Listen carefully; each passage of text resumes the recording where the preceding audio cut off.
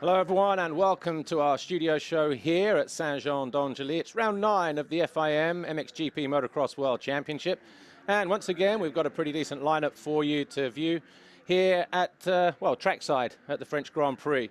We've got Luke Styke coming in, Tyler Rattray and Michele Rinaldi, and obviously we don't need to introduce who that guy is. But before we go any further, let's take a quick look what happened at the MX Grand Prix of Great Britain 1 week ago. Here's some highlights from race 1 in MX2.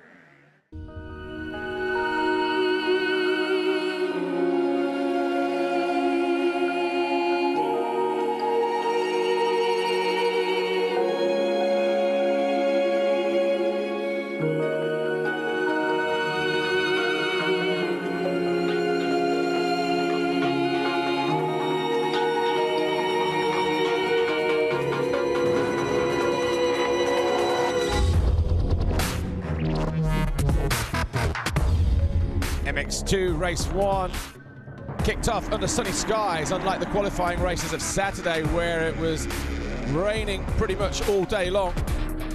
First past the whole shot line was Jose Boutron on the Silver Action KTM. Jeffrey Hurlings, who we're on board with here, held a nice tight line, came out around about 7th and then swept around 3 or 4 guys going into turn 2. Came out 3rd behind Guillot and Boutron. Lost a couple of places through the next kink, but then went around Max Anstey at the top of the hill. Came out in 4th. By the end of the lap, he was already past Jose Boutron and starting to pull clear of the rest of the field. Jordi Tixier, 9-11, the second of the Red Bull KTMs, found himself coming under pressure from Max Anstey and Boutron.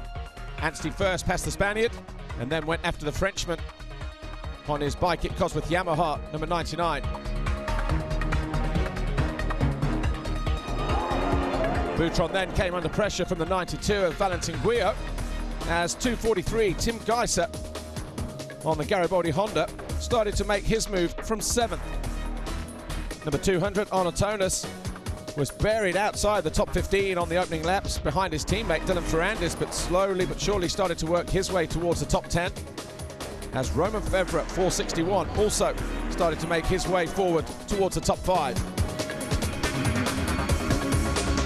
Jeffrey Hurlings was in a class of his own, and the young Dutch sensation was on a mission because he'd never won in Great Britain since his arrival on the MX2 scene in 2010.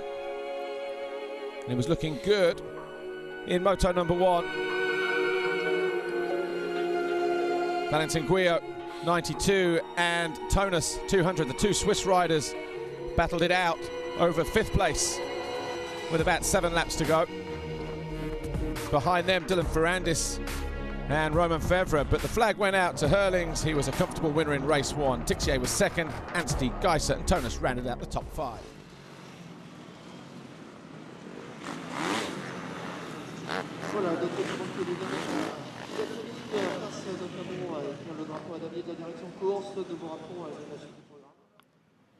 Well, we're back here now in the studio. That was just a quick snippet as to what happened a week ago at Matterley Basin, the MXGP of Great Britain in MX2. Our first guest has joined us now, Luke Styke, the Kemiya Yamaha racing rider from Australia. He arrived here in Europe as a double champion last year, outdoor and supercross champion. Welcome to Europe. Welcome to our studio show, Luke. How's it been for you so far?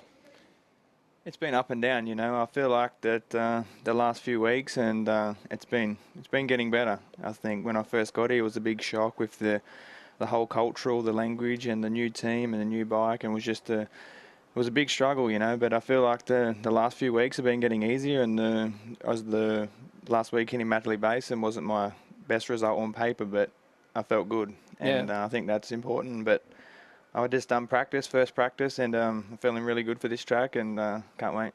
Well, obviously, racing in Australia, was it always a dream, an ambition of yours to at least try your hand in Europe before, you know, either going back home or going on to America, something like that? I feel like it was a step. I think it's a good step to take, to go to Europe and learn a lot, and just for a step for America, you know. I think I belong there with Supercross, and but I think it's this is going to make me a better person coming to Europe, and racing's a lot tougher. Just looking at some footage here from the Motocross of Nations here from 2011, Chad Reed, McFarlane, two of the bigger names in Australia. Are these some of the guys that would have perhaps inspired you to be over here in Europe and making a go of it? Because, of course, you know, we had Andrew McFarlane as well, you know, to name another rider. It's exactly them people that came here and took that step before they went to America, and I looked at that and I feel like the people that went straight to America just have something missing. So I think I followed in their steps, and that's the plan. Obviously, this nation's footage here, Chad Reed winning the first moto of the day when it rained, but obviously got on the podium for the first time as a nation. Did you watch this event anywhere? Could you watch that live at home and think, wow, man, I've got to be there one day riding for Australia, representing my country? Yeah, for sure. You know, that year, the following year, I did at Lommel. Yeah. Not the easiest place to go and do your First Nations. Yeah, it was a massive eye-opener, you know, just with the whole mass of all the crowds and just the volume of how everything operates in Europe, you know, just there's a lot more of everything here. And but yeah, going to the nations and riding it and experiencing it was a good eye-opener, and I feel like the racing is good. It's not as easy, is it, as everybody thinks? You know, you're racing in Australia, to come here and say, I'm leading the championship in Australia, winning Supercross, winning Motocross. It's one thing to have your eye on coming to Europe, but then saying, right, where is my level? What is my goal? It's not an easy place to come to, is it? As you know, and I don't mean this disparagingly, but it's, as you're finding out this year. Totally. I just feel like that I did have higher expectations coming into the series, but I knew it was going to be hard, but I just feel like that you just can't. It's not a click of a finger. You can just not come in and just, you know, start getting podiums or top fives. It's hard, you know. I feel like that it's taken time, and I think by the end of the year it's going to be a lot better than it was at the start. Like I'm showing now, the middle of the way through, that I've raced almost every weekend since I've been here with other series and stuff, and more testing and just more spending time with the team and more time here meeting friends and stuff. It's becoming easier. You mentioned probably like in the first question answer, talking about settling in and finding it easier, but the languages, the cultures, and that kind of thing.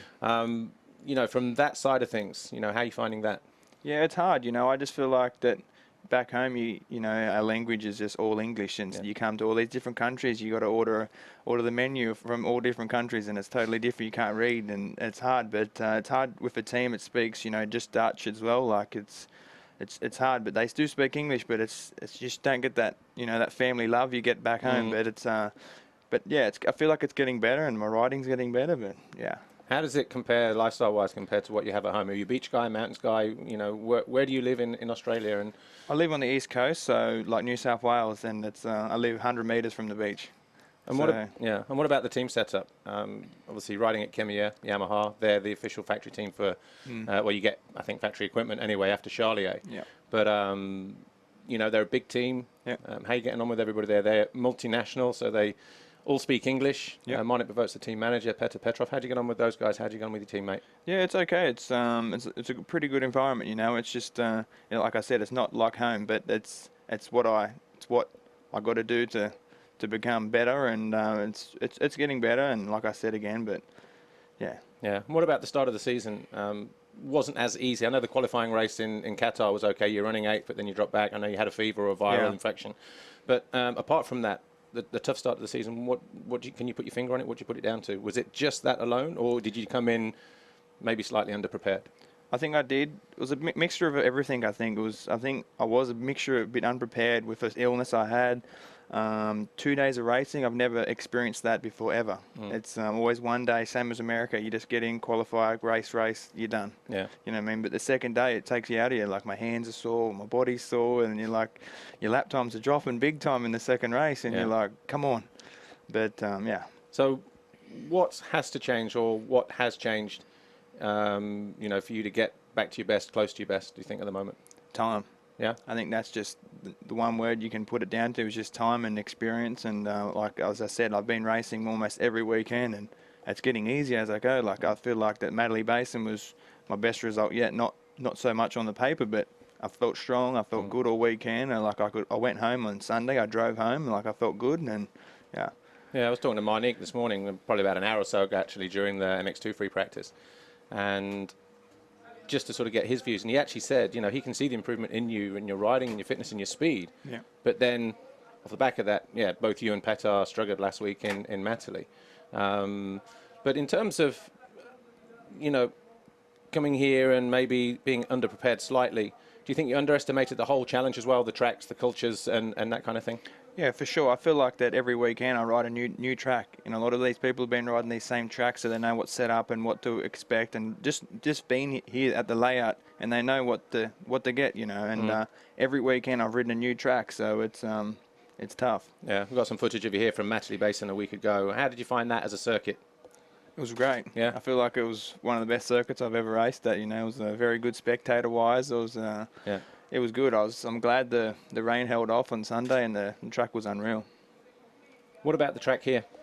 How'd you like it? Because obviously what you wouldn't have ridden in the past 2 years ago is a different track layout to this one. Yeah. But in its general appearance and the way that it is here, carved into the hillside, you like it? I think it's great. You know, I think it's more of like an Australian track, not so much rough. It's, you know, got the few ruts going into turns and stuff, but it's more hard based, so it's very similar. All right. And what about going forward? Obviously, you've come here as a 22, soon to be 23-year-old.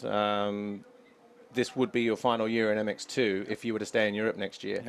Yep. Would you be considering staying on in Europe and doing MXGP next year, or will you be going at home, or will you be looking at, I don't know, maybe trying a couple of US nationals, for instance, later on in this year to see what happens there with a view to looking at something, on the US side next year? For sure, it's exactly that. I feel like that. I wish I was a little bit younger. I missed out by like 5 days. Yeah. And I would have had another chance because I'm actually, like I said, I'm enjoying it now. I feel like I'm settling in. It's taken time, but I feel like it's getting easier. But I am looking at maybe going to America and doing the Supercross and Motocross there next year. Just got to find and see the availability on teams and stuff. I want to go there on a good bike and a good equipment and see. But if not, maybe back home on a 450 and to have a year, then maybe come back. All right. And what about the plan for the rest of the season?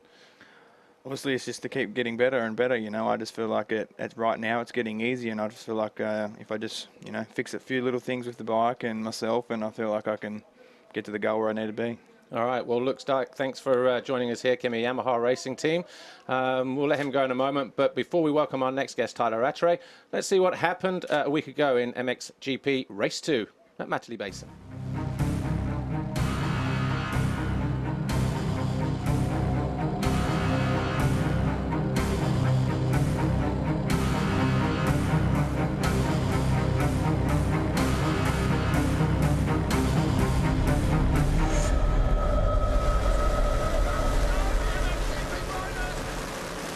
As the gate dropped for MXGP Race 2, all eyes were on the battle and the drag race down to turn 1 and that Fox whole shot line, and it was Mattis Caro on the Wilvo Fork Rent KTM who came out first as Frossard and DeSalle tangled.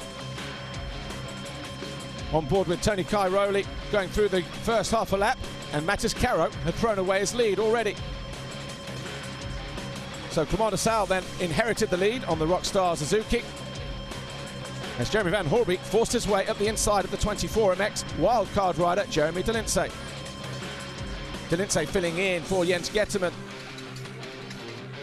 Tyler Rattray was next on the Red Bull Ice One Husqvarna, number 28, pushing the 126 of de Lindsay down into 4th on the second lap. Tony Cairoli, who didn't make a great start, also followed through as he tried to close down on DeSalle, Van Horbeek and Rattray. For Tyler Rattray, the former MX2 world champion from 2008, it's like deja vu with him and Cairoli battling it out, but it wasn't long before the 7-time world champion Cairoli burst past the South African and into 3rd place. De Lindsay then felt the heat from Tommy Searle and Jake Nichols, and it was a close call as Tommy Searle tried to find a way through. Sean Simpson was also there in the mix, these guys battling over 5th, 6th and 7th position. But de Lindsay having a great ride in this second MXGP race, but eventually the experience of the GP riders started to show as he got pushed back further and further down to 17th. Cairoli made a massive pass on the 89 with Van Horbeek, and that put Tony Cairoli up into 2nd on lap 8. He then went after Clement DeSalle. 22 of Kevin Strybos was charging through the field. He went past Jake Nichols at the end of pit lane. That put the Belgian Suzuki rider up into 6th place. He then went after Tommy Searle, and he made the pass at the top of the hill. That put him into 5th, and then moments later, the Belgian lost the front end of his Rockstar Energy Suzuki. Tommy Searle was back into 5th place. Tony Cairoli, one big jump over the quad, too many. As he went after DeSalle, meant damage to the rear wheel. He had to back off the gas, allowing DeSalle an easy route to the checkered flag. In moto number 2, Cairoli was 2nd, Van Hoorbeek was 3rd, Rattray 4th, Tommy Searle was 5th.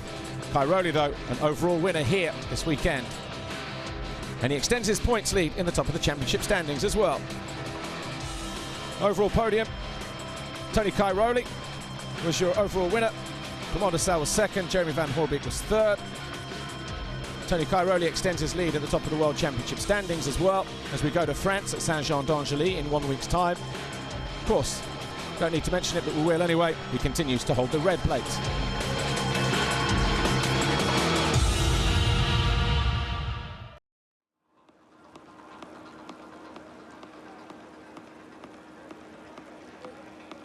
Welcome back to our studio show here. Tyler Rattray from Red Bull Ice One Husqvarna Factory Racing joins me. Of course, the last time we saw him riding in Europe, apart from a Motocross of Nations here or there, was in 2008 when he was crowned MX2 World Champion.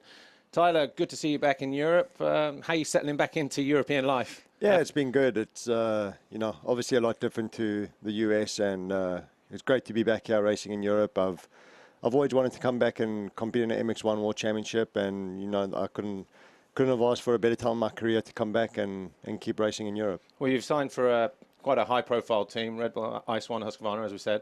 What's it like under the awning there, with, you know, from management right the way down to teammates and that kind of thing? Yeah, it's great. You know, everyone at the Ice One Husqvarna team put in a lot of great effort and a lot of hard work, and you know, can't thank them enough this year for giving me that opportunity to be on their team. And you know, it's definitely a great team to be a part of, especially here in Europe. You know, it's one of the factory teams, and everything's been going good. You know, I got my best result in the MX1 class last weekend in Matterley Basin. I got 4th overall, and you know, we're just trying to get better every weekend and trying to push for those podiums. Well, we're back at Saint-Jean-d'Angely, and I'm going to take you a quick trip down memory lane here. Do you remember this race?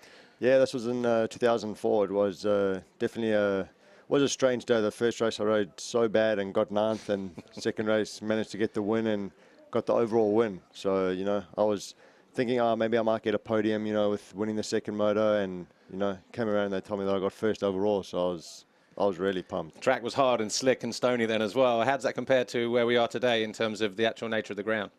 Yeah, it's, I mean... Early days yet, I guess. Yeah, obviously, you know, obviously it also depends on the weather. If it's overcast, and, you know, obviously that really helps the track a lot. But, you know, this track's always been the same every time I've come here. It's been that hard pack, got that rock surface, and, you know, it's definitely challenging and tricky. You know, it catches you out quite quickly. How old would you have been there, 2004? Would have been 19, so, you know. So fresh face. Had about 4 years in GPs at that point as well. Yeah, well, 2 years in GPs. So, you know, it was, you know, I've definitely been happy with how my career has gone so far, you know, winning a world championship and, you know, going to America, racing for championships there. And, you know, nothing I don't regret doing in my career. I've always given 100% focus in my training and my riding, and, you know, always try to get better and better every weekend. And, you know, I've had a great career. I turned professional in 2001. And, yeah, it's been 13 years now. So, you know, still feel like I'm young, but, you know, when you look back in time and you see all these videos coming up, yeah. It's, you know, you get flashbacks, and, you know, it's definitely, a rider never wants to retire, you know, it's, but, you know, it's coming down now to, like, the last part of my career. I've got a couple more years left in me, and then, you know, I'm going to have to hang up the boots. Yeah, and that's not an easy decision, believe me. Yeah, I know, it's going to be tough for sure, but, you know, it's... everyone has to do it, you know. Yeah. You know, some guys' careers get cut shorter than others, but you know, like I said, I've been fortunate enough to keep on going, and no big major injuries have really set me back. Sure. Just talking about the track here, different layout to what we had then. How is the new layout? Does it work okay? Yeah, I like it. Obviously, coming back to a track like this, it's always you're always coming back to the same venue. You know, like when we go to Teuthenthal, Sweden, it's always the same track. So it's cool to come here and, you know, you're expecting the same track, but they've actually changed it. So, you know, it's for a rider, it's motivating, it's fun. You know, they've put in different jumps, which is really awesome. So I think there's going to be some great racing this weekend. Well, another trip down memory lane here. A little bit later, 2008, the day you won your MX2 World Championship. What do you remember about this day, the weekend leading into it, in terms of nerves, pressure, all that kind of thing, weight of expectation? Yeah, obviously I expected, to win the World Championship. Obviously, as you can see, we had quite a lot of rain, so the track was quite wet and slippery. And this was Faenza, by the way. Yeah, in Faenza. So, my goal was to obviously wrap up the championship, not really worry about winning the race, but, just be safe and go on and win the championship. And that's what I did. And, it was a great year for myself and KTM. Obviously Tommy finished second, and, was my first world title. So, always winning a championship is never easy. Injuries, and you have to have your bike there every moto, no mechanical problems, and KTM gave me the bike to win the championship. So can't thank them enough for signing me and taking me on. And it was one of those, I guess, rare years up until that point where you didn't suffer a knee injury or a collarbone injury and that kind of thing. So everything came together perfectly. Yeah, it was definitely the year that everything fell into place.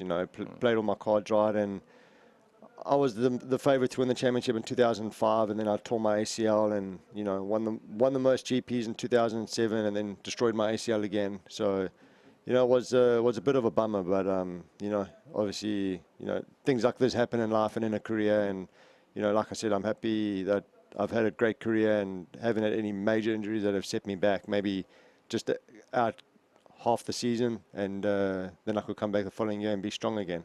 Well, coming back into Europe after spending time away in the US, has the scene changed here much compared to when you left in 2008, or is it relatively still the same? Yeah, it's pretty much still the same. I haven't really noticed much of a change. Obviously, we still go to the same tracks. Obviously, there's new flyaway races, which I had never been to, like Qatar and Thailand and Brazil. We never went there when I was racing in 2008 and the years before. But yeah, it's definitely the same old people that I've seen in the paddock. Obviously, some new faces that I haven't seen. But yeah, like I said, I've been gone for 5 years to the US, and coming back is I've always wanted to come back and race in the MX1 World Championship. And yeah, like I said, I can't thank the R1 Husqvarna team enough for giving me that opportunity to come back, being on factory equipment, and like I said, we want to push for podiums now. Yeah, shame you got injured at the beginning of the year with that hand injury, finger injury. But Matterley Basin, 1 week ago, you got your best result of the season, 4th overall. You feel now that the injury that you had is 100% healed and well and truly behind you? Yeah, it's all good. I mean, obviously, I was suffering with a bad blister, obviously, from holding on differently, or I don't know what it was, but I had a bad blister and, couldn't hold on, and that's what kind of was holding me back from riding and training, doing my motos during the week. And obviously with this sport, you need to be there every week. All your cards need to be played right. You need to be doing your motos, putting in the speed work, and I was getting held back a little bit from that. But obviously now with me being able to ride during the week, it's obviously helping me coming into the races. Yeah, just looking at Matterley, obviously going past Jeremy de Lindsay, and then Tony Cairoli was behind you. When you had a battle with him for, 3rd position, just the next lap or so, seem a little bit like old times, you two duking it out up there in the sharp end? Yeah, definitely. Tony's been he's been a great racer. I've always enjoyed racing against him. He's a clean racer, and the guy's going for his 8th world title this year. So I've got a lot of respect for him, and it's not easy to win championships. Like I said, you need to be injury free. Obviously you got to play all your cards right, and he's definitely done the best in Europe at doing that. And obviously he's there every single weekend, which is important. You need to be there every weekend and get the maximum points when you can, and when you can't, just settle for a podium. And that's what he does, and that's why he's going for an 8th world title. Yeah. When you look back at that now, Matterley last week, as you said, 4th overall, how close do you think you are from putting 2 consistent rides together, getting on one of the 3 steps of the podium, 3rd, 2nd or 1st? Yeah, it's going to be tough. There's a lot of great riders in the MXGP class, especially the top 10 guys are all great riders. So it's never going to be easy at any Grand Prix for anyone. It's always you're going to be pushing out there, and always going to be riding at the maximum effort and putting in the hard work. So it's hopefully it's coming soon. I've been working hard during the week. Everything's been going good, and I've had some great success at this track here in St. John. So hopefully I can do it, yeah. And you're a father as well now. How's fatherhood treating you? Yeah, it's good. You know, obviously life changes a lot once you become a parent, but, you know, there's nothing I don't regret by it. It's definitely changes me as a person, also as a dad, and, you know, also got to be a dad now, you know. Yeah, so yeah. it's Different perspectives. Yeah, it's not very easy. I mean, obviously, being a dad is you need to be strict, and I like to just relax. But you know, I got a great wife who does a lot of the shouting. The daddy. The daddy doesn't really do much of the shouting, but the mommy does. But you know, obviously, when my little boy gets bigger, I think the daddy's going to do the shouting then. So yeah, what year? 2018, 2015, something like 2020 maybe? Yeah, and then, yeah, who knows, maybe 2025 we're out here again, and I've got grey hair, and my little son's racing. Or no hair. Yeah.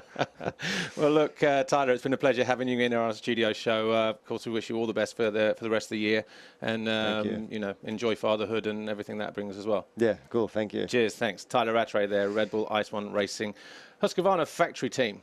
Right, as Tyler just disappears and gets himself ready for the rest of the day, just a quick announcement on the competition that we still have running here. And don't forget that if you guess the top 3 in MX2 and MXGP this weekend, you can win the Alpine Star goodies. That's the carbon fiber looking earphones that they have, some caps and that kind of thing. And, you know, of course, you can also win the MXGP official video game and also get yourself access to MXGP TV as well. Now, my next guest has just walked on in, and it's a pleasure to have him here as well. A former world champion in the 125 class, and he's turned his hand pretty successfully to team management as well, managing like the likes of Alessandro Puzar, Donny Schmidt, Stefan Everts, Bob Moore, to name just a few people. But Michele Rinaldi, welcome to our studio show here at Saint-Jean-d'Angely. I'm genuinely pleased to see you, actually, because I've not seen you so much at the races, not just this year, but you seem to be taking more of a back seat over the last few years. Yeah, it is true. So finally, I'm very happy to be here. Yeah. And then I go to approximately 50% of the GPs. I don't attend all the races. This is my role. So I have people that can follow the team and continue to work for the team and the riders and mechanics. So then I'm just behind, but I have to follow everything from behind. Yeah.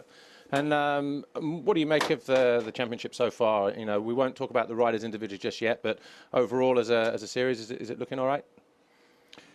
Yeah, I think so. Then it depends from which side you look at the competition. So team side, the rider side, or spectator side. On our side, we are so much involved with the activity, and you know, and try to do our best supporting the riders. Then we have 2 different classes, MXGP, which is 450 for us, and then 250, MX2. So it takes a lot of energy, and then, you know, you never stop. And what about, since your time in management, obviously you hung up sort of like in the mid-80s, the helmet, went straight away into team management. The first guy I remember you working with was Alessandro Puzar back in the Suzuki days, and then obviously you got a world title with him. That started the process.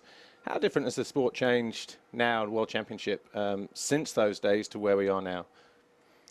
It changed a lot. So you know yourself that has been changed a lot compared to those days. But from a management perspective, it's easier now or more difficult? No, I think now there is more technical aspect that has to be improved, especially in the 450. You have to try to prepare the engine and the chassis, which suit more the riders you have.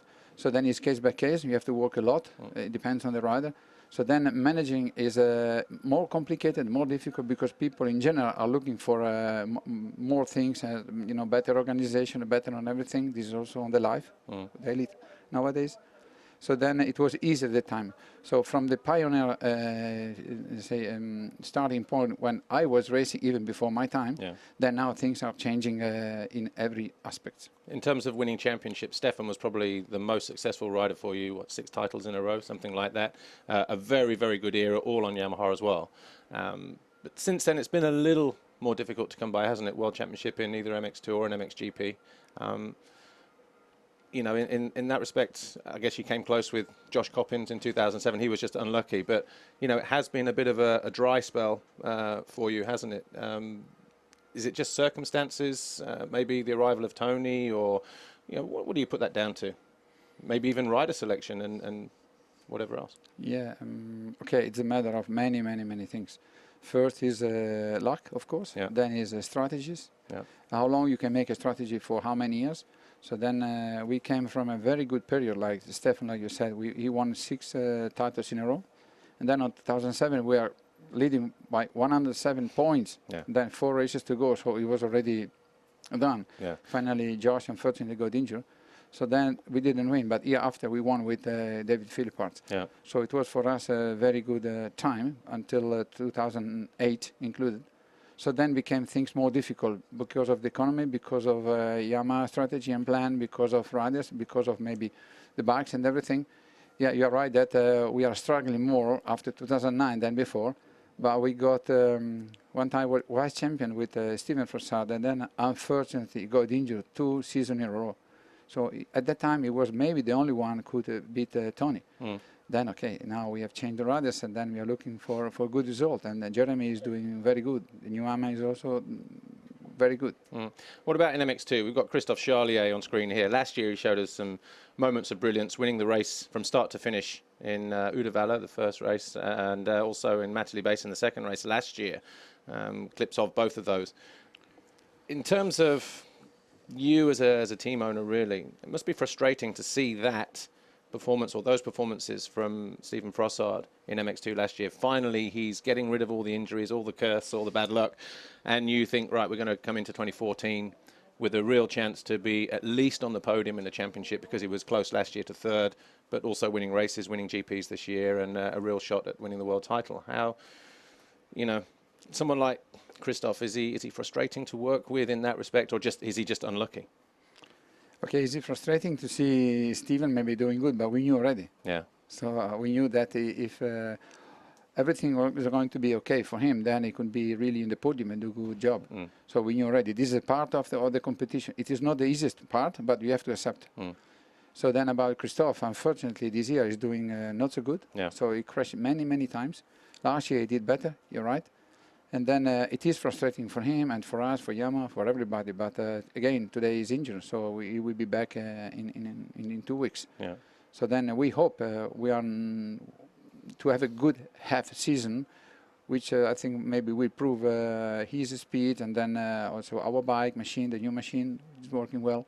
So it is anyway frustrating, but we have to accept. But it doesn't change your love of the sport anymore, does it? You know, because I know you've been injured in the past and you've raced and you've won titles, and, you know, whether in Italy or in the World Championship. So you know the ups and downs, I do as well. But it doesn't, as a team owner, as a team boss, when you have, you know, the 2 years with Frassard and then also with Stephen a little bit, and then like now with Christophe again, you kind of think, 1 year we'll get a break. 1 year we come back to, you know, that run of World Championship success. Is that what drives you on, that knowing that just around the corner everything can change like that and everybody can be back to winning ways? And you know, Paul, this is tough. It's very difficult to be a good loser. It is easier to be, a good winner. Yeah. But this is a part of the sport. Unfortunately, we always count on the new season, and then when things happen like that, you have just continue to push.